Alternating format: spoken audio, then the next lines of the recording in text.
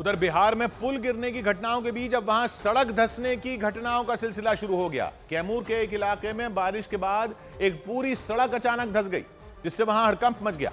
लेकिन चौंकाने वाली बात यह रही कि वो सड़क सिर्फ 2 महीने पहले ही बनाई गई थी, लेकिन बारिश के बाद वो सड़क जमीन के अंदर ही समा गई। जो तस्वीरें सामने आई उनमें पूरी की पूरी सड़क धंसी नजर आई।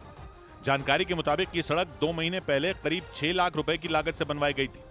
सड़क बनाने के लिए तारकोल का नहीं बल्कि कंक्रीट का इस्तेमाल किया गया था, ताकि बारिश से उसे कोई नुकसान ना हो। लेकिन लोगों ने दावा किया कि एक रोज पहले ही हुई भारी बारिश की वजह से कंक्रीट से बनी वो सड़क अचानक धंस गई।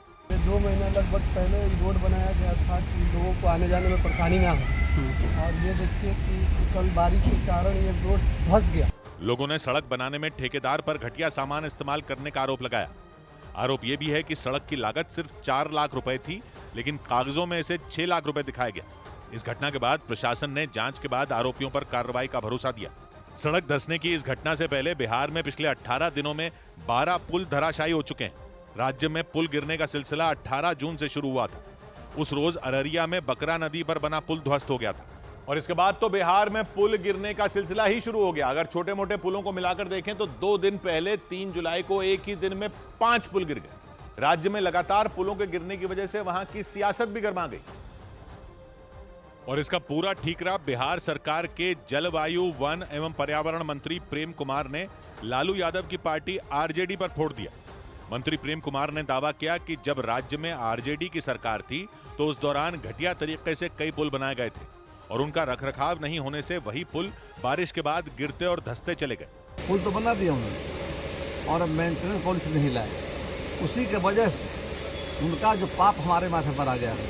लेकिन आरजेडी के नेता और राज्य के पूर्व डिप्टी सीएम तेजस्वी यादव ने मंत्री प्रेम कुमार के लगाए आरोपों को नकार दिया। हम तो केवल 18 महीने रहे, और 18 महीने जब हम मंत्री रहे तो विभाग के पास तो पैसा ही नहीं था। हालांकि बारिश के बीच लगातार ढह रहे पुलों पर राज्य सरकार ने बड़ा एक्शन लेते हुए 15 इंजीनियरों को सस्पेंड कर दिया। इनमें जल संसाधन विभाग के 11 और ग्रामीण कार्य विभाग के 4 इंजीनियर शामिल बताए गए। लेकिन पुल टूटने के बाद हुई इस कार्रवाई के बीच बिहार के कैमूर से ही बारिश के बाद एक अस्पताल की ऐसी तस्वीर सामने आई जिसने वहां की बदहाली की पोल खोलकर रख दी। वहां पहली ही बारिश में जिले का सबसे बड़ा सरकारी अस्पताल पानी में डूब गया। इसकी वजह से न सिर्फ उन मरीजों को भारी परेशानी हुई जो वहां भर्ती हैं, बल्कि अपना इलाज कराने पहुंचे लोग भी मुश्किल में पड़ गए, क्योंकि पहली ही बारिश में कैमूर के सबसे बड़े सरकारी अस्पताल में इतना पानी भर गया कि वहां तक पहुंचने में लोगों की हालत खराब हो गई। सबसे बुरा हाल उन मरीजों को हुआ जो उस अस्पताल में भर्ती हैं। उनके बेड के नीचे चारों तरफ पानी भर गया। उनके इलाज में जुटे डॉक्टरों और नर्सों को भी बारिश के पानी का सामना करना पड़ा। उनके कमरों में भी पानी का कब्जा हो गया। इसी तरह अस्पताल के सभी वार्ड पानी में डूब गए। लोगों ने आरोप लगाया कि बारिश के पानी के साथ गंदा पानी भी अस्पताल में भर गया।